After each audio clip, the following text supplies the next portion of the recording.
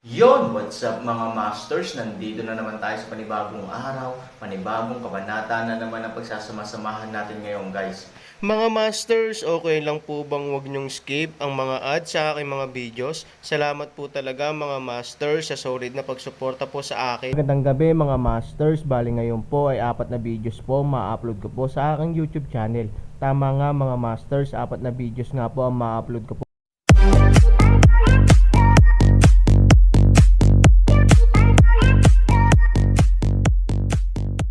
Bali mga masters, kung bago ka pa lang po sa aking YouTube channel, please click the subscribe button, lalong-lalo na po yung notification bell guys, para maging connected pa rin tayo sa isa't isa at maging updated kayo sa mga susunod ko pang video.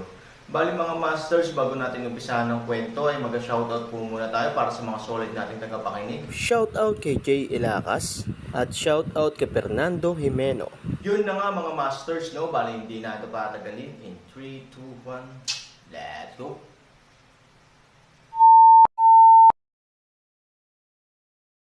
Kabanata 2036 hanggang 2040.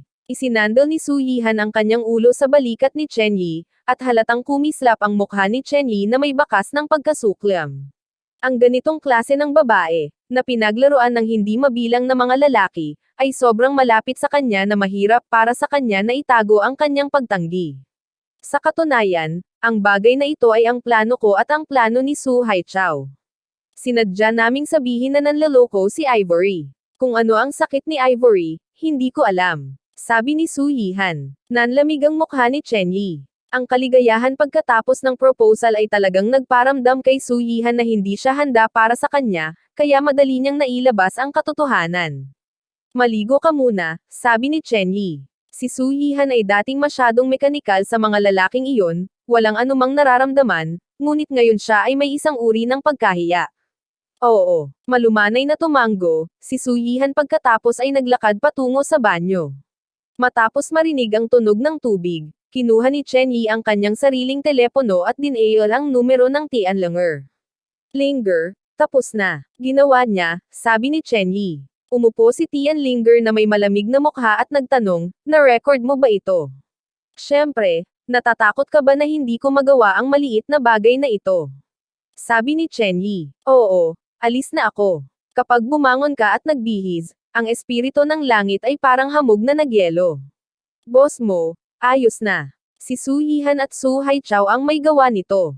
Matibay ang ebidensya. Tinawag ni Tian Linger si Mo Yang. Sinabi ni Mo Yang sa malalim na boses, magpapadala ako ng isang tao na hulihin si Su Haichao kaagad, at pupunta ako sa iyo ng personal. Si Su Haichao ay natutulog sa bahay, biglang naramdaman na ang kanyang pinto ay marahas na binuksan. Tulala si Su Guolan at ang kanyang asawa sa sala. Nakita nila ang isang grupo ng mabangis na tao. Natakot sila hanggang sa mamatay. Ikaw, sino ka at ano ang gusto mong gawin? Gulat na tanong ni Su Guolan. Sa oras na ito, lumabas din si Su Haichao sa silid, isang hindi kilalang premonition ang bomb-alot sa kanya. Su Haichao, sumama ka sa amin. Sa sandaling makita ni Su Haichao ang kabilang partido, hindi siya magaling dito. Paano niya nasundan ang mga ito? Sabi niya, despotic ka talaga sa pagpasok sa bahay. Maniwala ka man o hindi, tatawag ako ng pulis. Isang grupo ng mga tao ang sumugod at pinalibutan si Su Haichao. Sabi ng pinuno, anong ginawa mo sa sarili mo? Hindi mo alam, pinadala tayo ng amo ng mo. Maging matalino at sumunod ka sa akin ng mabilis upang maiwasan ang paghihirap ng balat at laman. Namutla sa takot ang mukha ni Su Haichao. Sino ang ipinadala ni Mo Yang? Nangangahulugan ba na ang usapin ng paggawa ng chismis tungkol kay Su Yingxia ay nalaman na ni Mo Yang? Paano kaya? Si Su Haichao ay napakaingat sa paggawa nito, dahil natatakot siyang malaman, kaya't sinadya niyang hanapin ang isang manggagawa bilang pinagmulan ng chismis, at ang manggagawang iyon ay umalis na ngayon sa Yuncheng. Sa opinyon ni Su Haichao, ganap na walang posibilidad na malantad ang bagay na ito. Wala akong ginawa. Anong qualifications ang kailangan mo para arestuhin ako? Panik na sabi ni Su Haichao. Ngumisi ang pinuno at sinabing, dahil ayaw mong magkusa na sundan kami, huwag mo akong sisihin sa pagiging masungit. Pagkatapos ng away, si Su Guolan at ang kanyang asawa ay parehong naawa sa kanilang anak na binugbog, ngunit hindi sila nang ahas na huminga. Kung tutuusin, pinadala sila ni Moyang. Hindi sila kwalipikadong pigilan siya ngayon. At tiyak na may ginawa si Su Haichao para magalit si Moyang. Kung hindi, paano darating si Moyang para arestuhin ang mga tao sa gabi? Haichao, anong ginawa mo? Ano bang problema mo? Tanong ni Su Guolan kay Su Haichao. Si Su Haichao ay binugbog upang humiga sa lupa, isang naghihingalong tingin, na may lakas na magsalita. Dahil kinaladkad palabas ng bahay, si Su Haichao ay naiwan na walang pag-asa. Kung gusto mong tumawag ng pulis, timbangin ang iyong timbang sa Cloud City. Bago lumabas ng bahay ang pinuno, lumingon siya kay Su Guolan at sa kanyang asawa. Si Su Guolan ay isang mahiyain na tao. Wala siyang lakas ng loob na gawin nang marinig niya ito. Su Guolan, pinapanood mo lang ba silang kumukuha ng mga tao? Hindi ka pa rin lalaki. Galit na pinagalitan siya ng asawa ni Su Guolan. Hindi siya nang ahas na umutot noong naroon ang mga tao noon, ngunit ngayon ay ibinabato na niya ito kay Su Guolan. Kinagat ni Su Guolan ang kanyang mga ngipin at sinabing, kung mayroon kang lakas ng loob na pumunta sa mga mahahalagang tao sa Moyang, ano ang silbi sa harap ko? Hindi alam ni Su Haichao kung ano ang ginawa niya sa pagkakataong ito. Nagbago ang mukha ng asawa ni Su Guolan. Ano ang ginawa ni Su Haichao? Hindi kaya ito ang chismis tungkol kay Su Yingxia kamakailan. Bagamat galit na galit din siya kay Aaron at Ivory, alam na alam niya ang damdamin sa pagitan nila, at kakapanganak pa lang ni Su Yingxia ng isang anak na babae. Paano niya magagawa ang ganoong bagay? Matagal na niyang pinaghihinalaan na ang bagay na ito ay sadyang chismis, ngayon isipin mo ito, malaki ang posibilidad na si Su Haichao ang gumawa nito, kung hindi, paano siya mahuhuli ni Moyang nang walang dahilan? Guolan, tapos na ang anak natin. Sinabi ng asawa ni Su Guolan na wala sa kanyang talino. Tapos na. Nag-aalinlangan si Su Guolan ng paraan. Ito ay isang chismis na binigyan ni Ivory si Aaron na berdeng sombrero. Malamang na si Su Haichao ay gumawa ng chismis. Nang marinig ni Su Guolan ang pangungusap na ito, tumayo siya roon. Pinaalalahanan na niya si Su Haichao na huwag saktan ng Aaron dahil ang kasalukuyang katayuan ng Aaron ay hindi nila matitinag. Hindi niya inaasahan na si Su Haichao ay nalilito pa rin at gumawa ng ganoong bagay. Kapag nalaman ito ni Moyang, makakaligtas kaya siya. Ang pamilya ni Chen Yi. Pagkatapos maligo, lumabas ng banyo si Su Yihan nang hindi nakikita si Chen Yi, na nagpaparamdam sa kanya ng kakaiba. Ngunit hindi nagtagal ay nagpakita siya ng ngiti sa kanyang mukha. Sa opinyon ni Su Yihan, hindi na makapaghintay si Chen Yi na maligo sa ibang mga banyo. Bumalik sa banyo, tiningnan ni Su Yihan ang kanyang figure at medyo kampante. Kaya niyang gawing sabik si Chen Yi, na nagpapakita na napakalakas pa rin ng kanyang pang-akit, bagamat hindi ka mayaman na pamilya, handa akong pakasalan ka basta mabait ka sa akin. Sabi ni Su Yihan na may narcissistic na mukha. Matapos ma-appreciate ang kanyang figure, nahiga si Su Yihan sa kama at ang kalahating kubrekama ay nakatakip sa kanyang katawan. Umaasa siyang makikita ni Chen Yi ang eksena ng pagdurugo ng ilong pagkatapos makapasok sa pinto. Hindi nagtagal, kasama ang tunog ng mga yabag na papalapit sa pinto, medyo kinabahan si Su Yihan, katulad noong unang pagkakataon sa kanyang buhay. Ngunit pagkabukas ng pinto, isang palanggana ng tubig na yelo ang bumuhos kay Su Yihan na malamig. Ang lalaking nakatayo sa pintuan ay hindi si Chen Yi, ngunit Tianlinger. Paano siya naririto? Anong ginagawa mo dito, Tianlinger? Tanong ni Su Yihan. Nang malaman ni Tianlinger na na-stigmatize si Ivory, halos sumabog siya sa kinaroroonan. Ngayon kapag nakita niya ang salarin, paano niya nalalabanan ang kanyang galit? Naglalakad papunta sa Su Yihan, hinawakan ni Tianlinger ang buhok ni Su Yihan at hinayla ito ng malakas.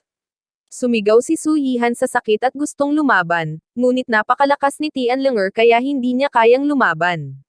Hinawakan ni Tianlinger ang buhok ni Su Yihan at pinilit itong itaas ang ulo. Sunod-sunod niyang sinampal si Su Yihan sa mukha.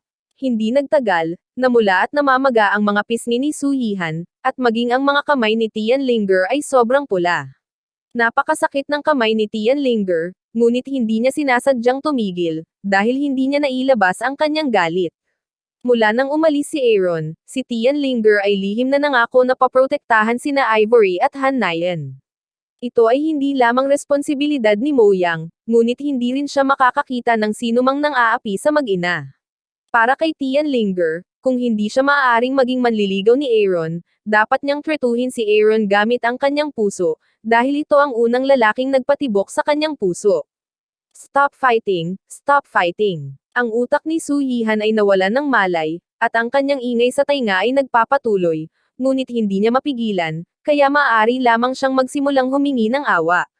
Ngunit walang narinig si Tian Linger. Wala pa rin siyang awa. Maging si Chen Yi sa labas ng pinto ay nakaramdam ng lamig. Si Tian Linger, bilang isang miss ng pamilyang Chanjia, anuman ang kanyang katayuan noon o ngayon, walang sino man ang nang-ahas na guluhin siya. Sa makatuwid, mahirap para kay Chen Yi na makita ang gayong marahas na bahagi ng Tian Linger. Grabe naman pala itong mukhang harmless na babae. Ikaw asong babae, ano ang karapatang humingi ng awa? Saway ni Tian Linger habang lumalaban para ilabas ang galit. Si Su Yihan ay niloloko, ngunit hindi niya pa rin maintindihan kung bakit biglang sumulpat si Tian Linger sa tahanan ni Chen Yi. Sa opinyon ni Su Yihan, ito ay isang gabi ng pag-ibig. Ito ay isang tuyong apoy sa pagitan nila ni Chen Yi. Paano ba naman siya biglang nakipag-break sa isang baliw na babae na parang Tian Linger? Tian Linger, bagamat miyembro ka ng pamilya Tian, ang Cloud City ay hindi isang lugar kung saan maaari kang magpakatanga. Bakit mo ako binugbog ng walang dahilan? Umungol si Su Yihan. Nang marinig ito, huminto si Tian Linger at tumingin kay Su Yihan na parang sulo. Walang dahilan, tanong ni Tian Linger. Sa oras na ito, alam ni Chen Yi, nakatayo sa pintuan, na oras na para magpakita siya at pumasok sa silid. Nang makita si Chen Yi, tila nakakita ng pag-asa si Su Yihan at nagsabi, Chen Yi, tulungan mo ako, itaboy ang babaeng ito ng mabilis. Chen Yi disdains a smile, the day spirit sun body side, then say to Su Yihan, Cloud City has been up with you of the man, a hands-all can't count to come over. Hindi na mababago ngayon ang mukha ni Su Yihan. Halos mabugbog siya kapag binugbog. Ngunit ang mga salita ni Chen Yi ay nakatitig pa rin sa kanyang mga mata. Dalawang kamay. Ang maingat na pagkalkula ay tila hindi sapat. Nang mabangkarote ang kumpanya ni Su, si Su Yihan ay naging isang walang trabaho na palaboy. Ang lakas ng ekonomiya ng kanyang pamilya ay hindi kayang suportahan ang kanyang labis na paggasta. Mula noon, handang gawin ni Su Yihan ang lahat para sa pera. Kapag siya ay gumawa ng unang hakbang, hindi siya maaaring tumigil. Kahit na natikman niya ang tamis ay nagkukusa siyang akitin ang mayayamang lalaking iyon. Gayunpaman, bilang kanyang kasintahan, bakit nasasabi ni Chen Yi ang mga ganoong salita sa ganoong pagkakataon? Chen Yi, anong ibig mong sabihin? Tanong ni Su Yihan. Napatulala si Chen Yi, ngunit sa kadahilanang ito, hindi maintindihan ni Su Yihan ang ibig niyang sabihin. Talaga bang iniisip niya na siya ay isang taong mahilig magsuot ng sirang sapatos? Su Yihan, na-rape ka na ng napakaraming lalaki. Sa tingin mo ba interesado talaga ako sa iyo? Kung pakakasalan kita sa bahay, pagtatawanan ng buong Cloud City.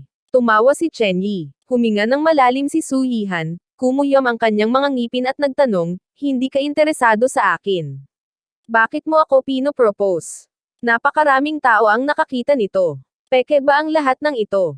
Of course, it's fake. My purpose is to let you off guard. Sa mga salitang ito, kinuha ni Chen Yi ang kanyang cellphone. Hindi maintindihan ni Su Yihan ang ibig sabihin ng mga salita ni Chen Yi.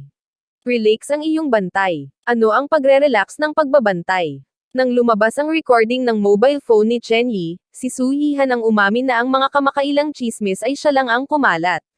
Sa sandaling ito, agad na naunawaan ni Su Yihan, at sa wakas ay napagtanto niya ang dahilan kung bakit lilito si Tian Linger dito. Tungkol dito ang lahat. Ang proposal ng panliligaw ni Chen Yi ay isang set lamang ng mga salita mula sa kanyang bibig. Biglang bumagsak ang estado ng pag-iisip ni Su Yihan, dahil paulit-ulit na pinaalalahanan siya ni Su Haichao na huwag ilantad ang bagay na ito, kung hindi man ay hindi maisip ang mga kahihinatnan. Ngunit pagkatapos mahulog sa malumanay na bitag ni Chen Yi, hindi na namalaya ni Su Yihan ang kanyang hanggal na pag-uugali, dahil sa ang kanyang opinyon, malapit nang maging isang pamilya si Chen Yi, ngunit sino ang nakakaalam, ang lahat ng ito ay kumikilos. Kung hindi ganoon kalaking presyo, hindi ka madaling maniniwala sa akin. Dahil gusto kong malaman ang bagay na ito sa maikling panahon, mas mahirap lang ang magagawa ko. Kung tutuusin, linger ang sinabi sa akin. Ayokong maantala ang oras niya. Nakangiting sabi ni Chen Yi na medyo nasiyahan siya sa kanyang plano. Sa pagkakataong ito, sinasadya niyang sabihin iyon. Sa katunayan, siya ay isang maliit na pinaghihinalaan ng pagkuha ng credit. Bata pa si Tian Linger, ngunit ipinanganak siya sa pamilyang tulad ni Chan Jia. Siya ay naiimpluwensyahan ng maraming paraan ng pagiging isang tao mula pa noong siya ay bata, at alam niya kung paano hulaan ang isip ng mga tao. Natural na naiintindihan niya ang kahulugan ng mga salita ni Chen Yi. You don't need to remind me. Since it's something I promised you, I will do it. Ang araw na espiritong anak na malamig na boses ay nagsabi kay Chen Yi. Nang marinig ni Chen Yi ang masamang tono ni Tian Linger, mabilis niyang ibinaba ang kanyang ulo, sidekick lang yan.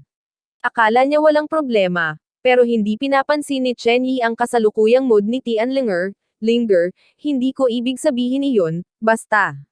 Gustong magpaliwanag ni Chen Yi, pero ngayon si Tian Linger, na nasa ang mood para makinig sa kalokohan niya, dirdiretsong naputol, hindi mo na kailangan magsalita ng kalokohan, tandaan mo, binibigyan kita, qualified kang kumuha, hindi kita binibigyan, hindi mo na kailangan ipaalala.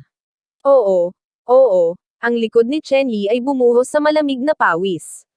Sa sandaling ito, lubos niyang napagtanto ang kabilang panig ng Tian Linger. Ang binibini ng pamilyang Tian na ito ay hindi lamang isang magandang prinsesa. Sa oras na ito, biglang si Su Yihan, lumuhad siya kay Tian Linger, dahil alam niya ang kahihinatnan ng paninirang puri kay Ivory, kaya kailangan niyang humingi ng awa at hilingin kay Tian Linger na palayain siya. Tian Linger, ang bagay na ito ay planado ni Su Haichao. Wala itong dapat gawin, gawin mo sa akin. Please let me go and catch Su Haichao. Siya ang tunay na behind the scenes, sabi ni Su Yihan. Sinabi ni Tian Linger na may malamig na ngiti, ikaw at si Su Haichao, hindi ko bibitawan ng alinman sa kanila. Sa katunayan, dapat matagal na kayong namatay. Sa dating pag-uugali nina Su Haichao at Su Yihan, naging sobrang habag ng Aaron na maaari silang mabuhay hanggang sa kasalukuyan. Ngunit sa pagkakataong ito, hindi kailanman magiging malambot ang puso ni Tian. Yun na nga mga masters, no? Bali panibagong kabanata na naman yung natapos natin ngayong gabi. Muli, maraming salamat po talaga sa walang sawang suporta po sa aking YouTube channel na talagang inaabangan nyo po ang bawat upload ko po. Bali mga masters, magkita-kita ulit po tayo bukas ng gabi at ngayon po ay magpapaalam po muna tayo. Bali mga masters, bye-bye!